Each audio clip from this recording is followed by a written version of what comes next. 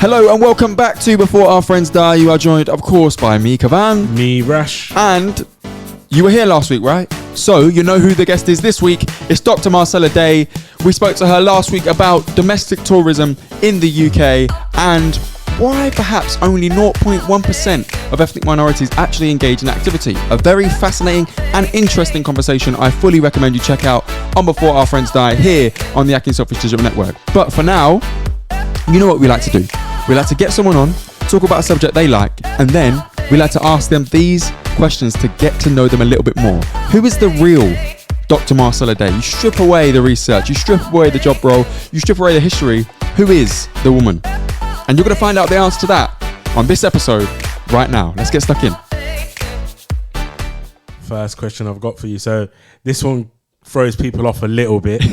You don't need to mention their name. It would be nice to know what they do job-wise and career and everything like this. Who is the richest person in your phone book? Oh, my God. Ooh. Oh. Do I have to say a name? No, you don't have to say a name. You don't have to say a name. You can if you want, but yeah, you don't have to. The richest person in my phone book. When last I checked. Oh, my God. Where you guys come up with these questions from, man?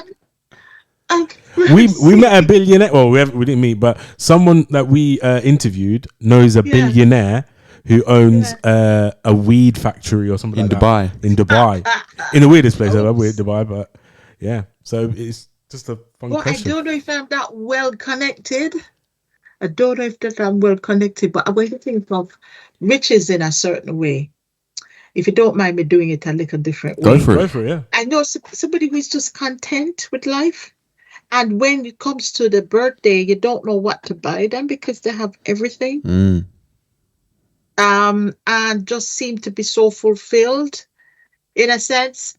May not poor in terms of not having, stuff, material, have the benefits of everything that we want in life, a good house, car, whatever that person has. I'm trying to be like that person. Yeah, that person has it. But what I find that to make me think about that person has been rich is because they just don't seem to need anything or want anything. Just a sense of fulfillment.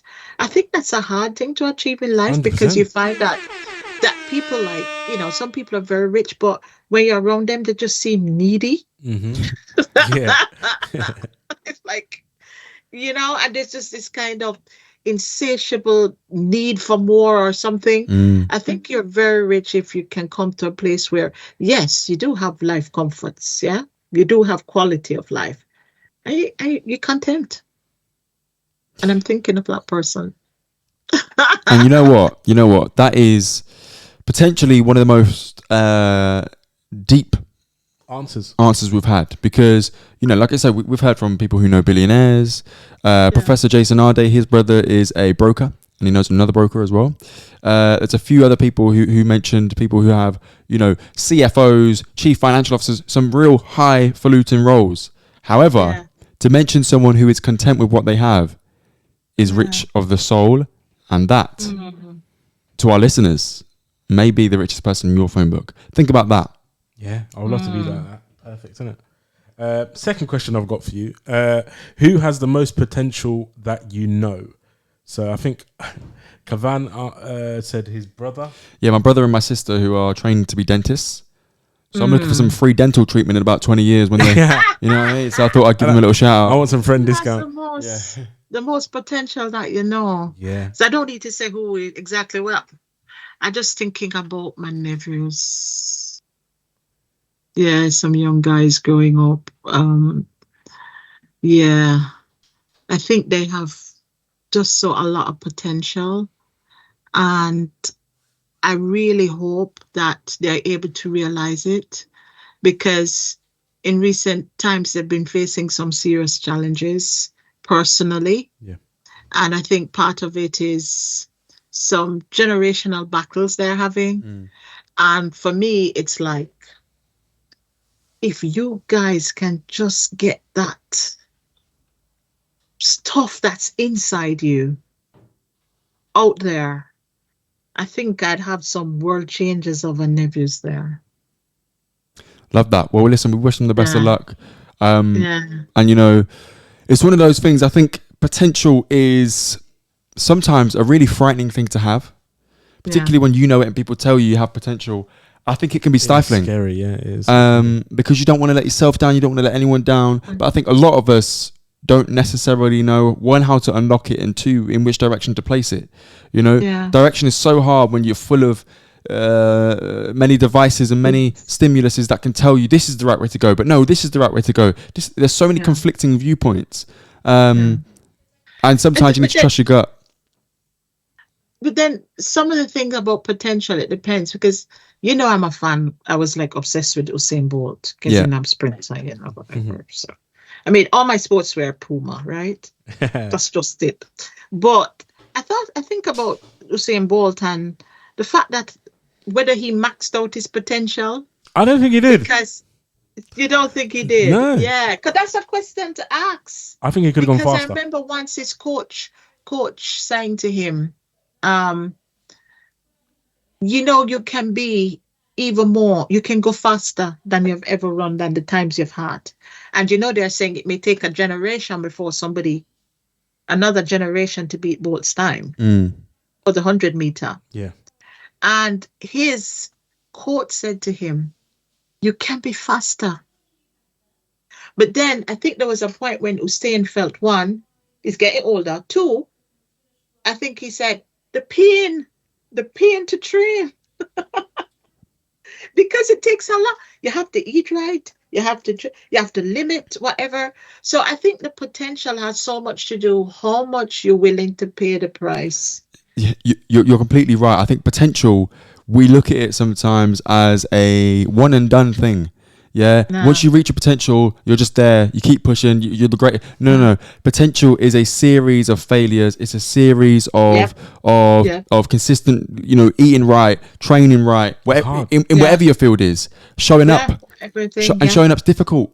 And challenging yourself is difficult. It's difficult. And I look back and felt to myself that I think I'm my own self thinking that, oh my God, I didn't max out what I could do, because there were just days when I just didn't have the strength. I didn't have the self-belief, you know, but I think potential, I think, is so contextual to individuals, the environment and the opportunities as well that they may encounter, because potential can be a thing where, as you said before, somebody can see it and say, your potential, you haven't reached there yet, but it's a threat to mine. And they get you out of the way. I mean, it happens in organizations, it happens in life. People. So I think we have to be fair and think about it, that it's not only down to the individual sometimes. Sometimes there are also external issues that also can determine whether you reach your potential or not. Yeah. Next question. Who is the most influential person you know? So where did you get this drive from? Is there anyone particular? Yeah, living or deceased. It's up to you. Yeah, completely up to you. Well, I have to pay tribute to my mother. My mom. Mom's amazing. Oh, God. And this year was particularly tough for me because on the 22nd of February, it was the anniversary of her death. And I only had her in my life for 12 years. The first 12 years of my life, because she died. And she died at the age that I am now. Wow. So it was a bit tough for me this year, remembering that. But every time, as I think about potential, every time I think about giving up, I remember my mother. And I say, I can't. I'm not finished yet. And even though she was able to impact me and my siblings, I was the youngest of 5, or I am the youngest of 5. The eldest is 20 years older than me. So my mom had quite a bit of range of time having kids, as quite a number of women in the Caribbean. But the thing about, again, the nearest sibling to me is 8 years older than me. And then I only had her for 12 years. But I think that those 12 years was such a set apart from my life that where a lot of people were predicting when I was 12, then I lost my mom. It's a formative age. Mm, Everybody said, that's going to be a teenage pregnancy. Those were all these doom stories. You mm, don't have your mother around. And the following year, my dad died. So by the time I was 13, I was orphaned. wow. And there were all these stories of negative, the Yeah. stories that can happen. And for myself and for all of our siblings, it never happened. Amazing. That's a tremendous woman that what she invested for the time that we had her was so profound that it has caused us to carry that on for our lifespan. And here is the point. I still have some more living to get and to go because God's willing, I go beyond her limit. And I think there's much more things to have of influence. And whatever influence I have or hope to have for the future, I go back to my mom. Listen, Best answer. best answer ever. Amazing answer. That is powerful. And we spoke earlier a minute ago about potential, and you even referenced, sometimes you feel like you don't know whether you've reached your potential. Yeah. Now, to then say in the next answer that you are now surpassing your mother in terms of age, Yeah. Marcella, every day you are fulfilling that potential. Because, like you say, the stories could have been way more ominous than they turned out. A lot of people predicting that it wasn't going to happen. And look at it now. It's happening. It's happening. Yeah, So it is. yeah, just proud of you and genuinely pleased to see where you made it to, because this is It's history in the amazing, making. yeah. Very. Shout out to your mum and shout out to all the mothers out there. Yeah, yeah. Next question I've got. It's getting my eyes getting blurry there. You're at your best when you are. So I said myself. I said it's when I'm full. I'm happy. Kavan said I think when he's balanced. Yeah, when I'm balanced, when everything in my life is balanced, I'm at my best. At your So best. the question to you, Marcella, is fill in the blank. You're at your best when you are. With my family. With my family. And I think particularly because I'm not with them most time, and that a lot of my lifetime over the last 20 years, I've been in another place than my immediate siblings. You have to understand that being orphaned young, we clung to each other. Yeah.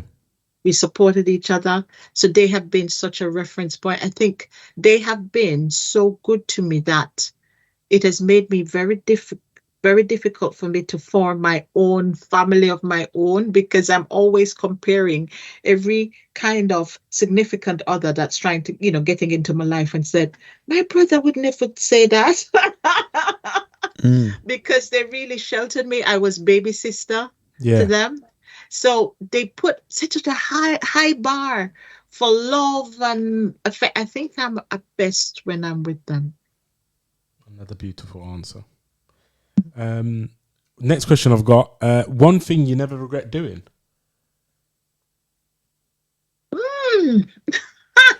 Now, context for this one could be one major life event that you're never going to regret, or it could be one thing that you do consistently that you don't regret when you've done it.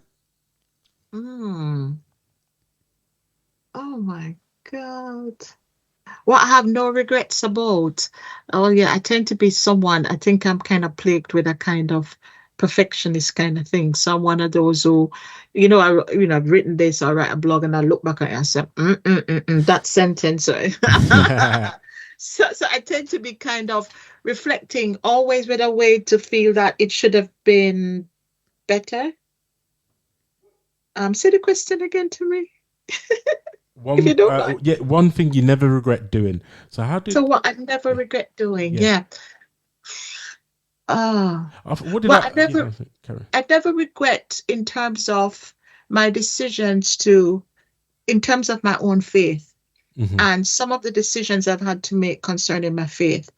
There were some times when I got it wrong, but there were some times when I made the right decisions in terms of my commitment into what I believe in terms of my faith.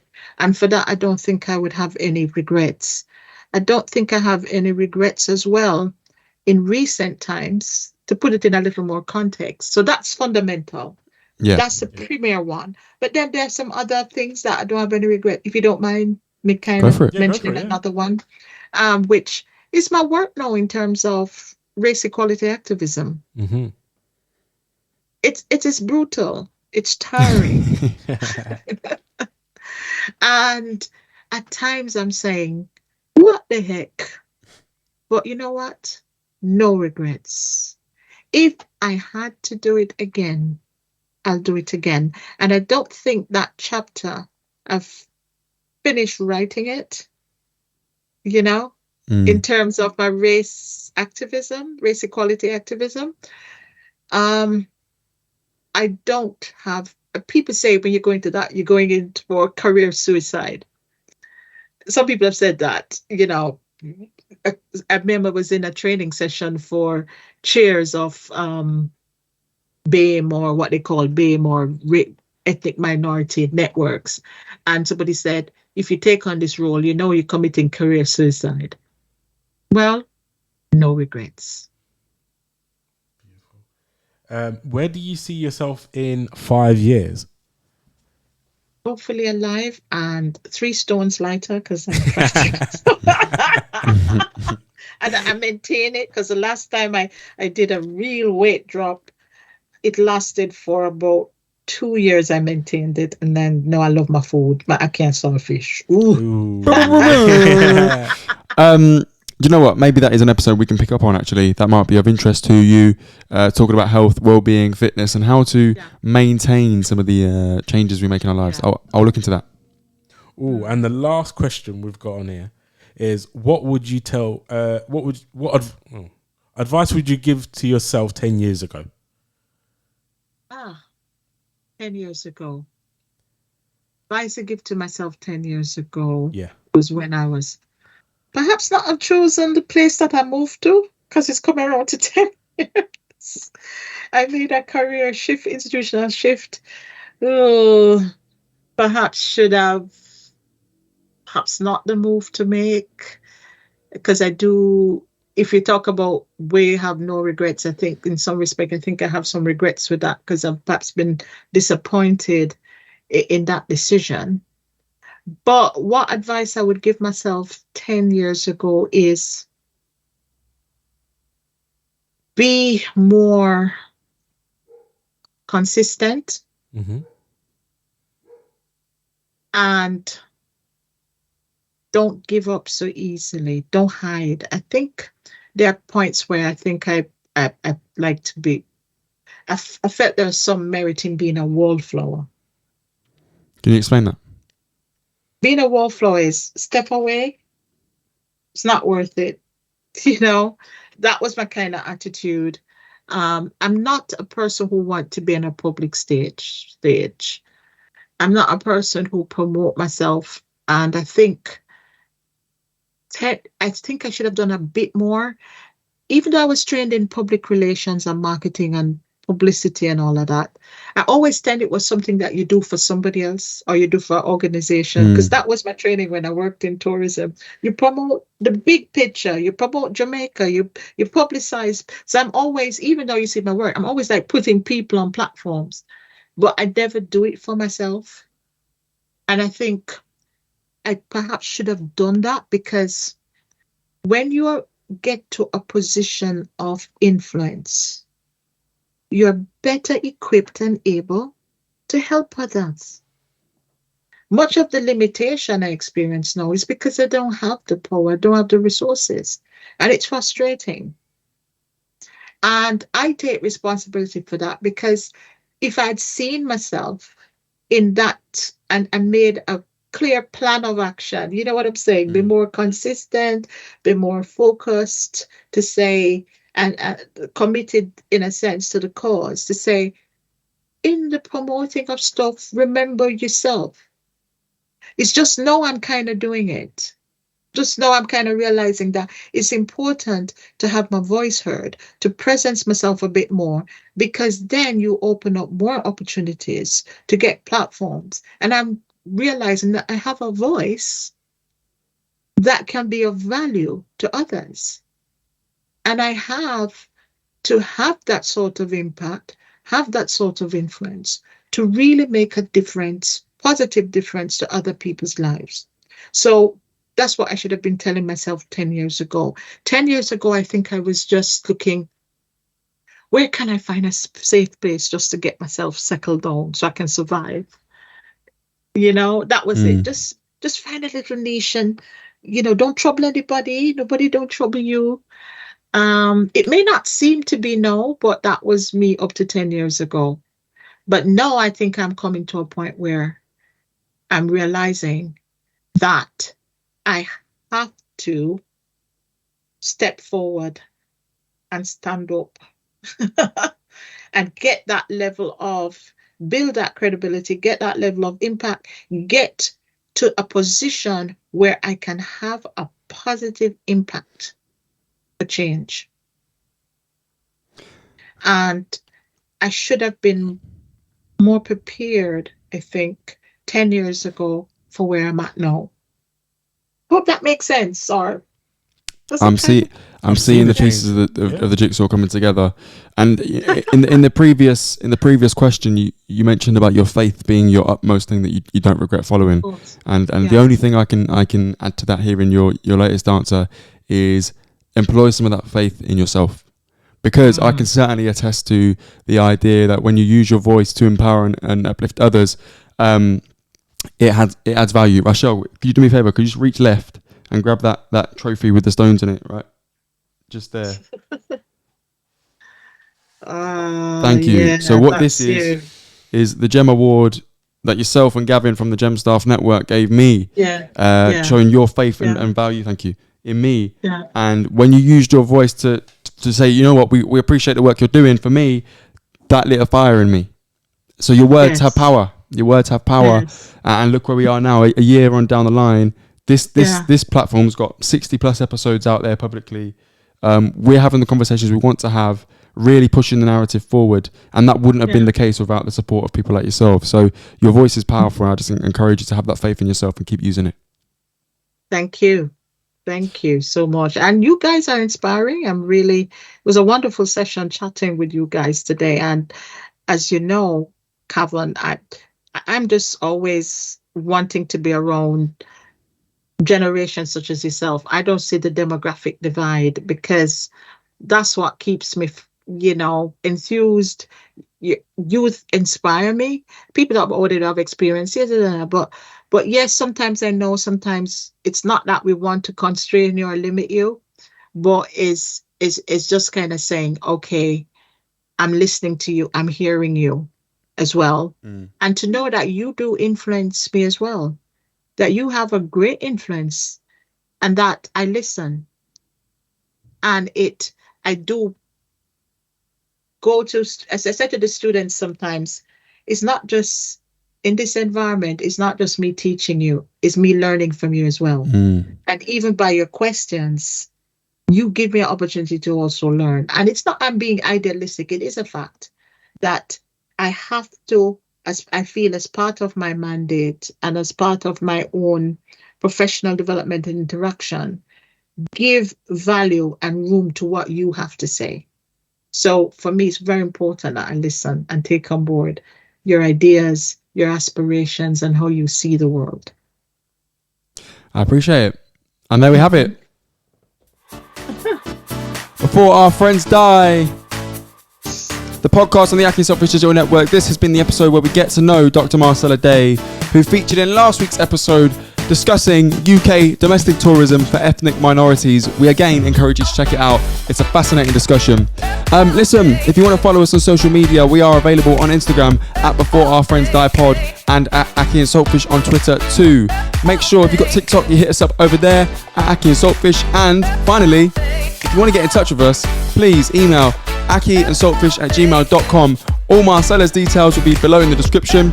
If you could please leave us a positive review and share this with a friend, it would help us out a lot.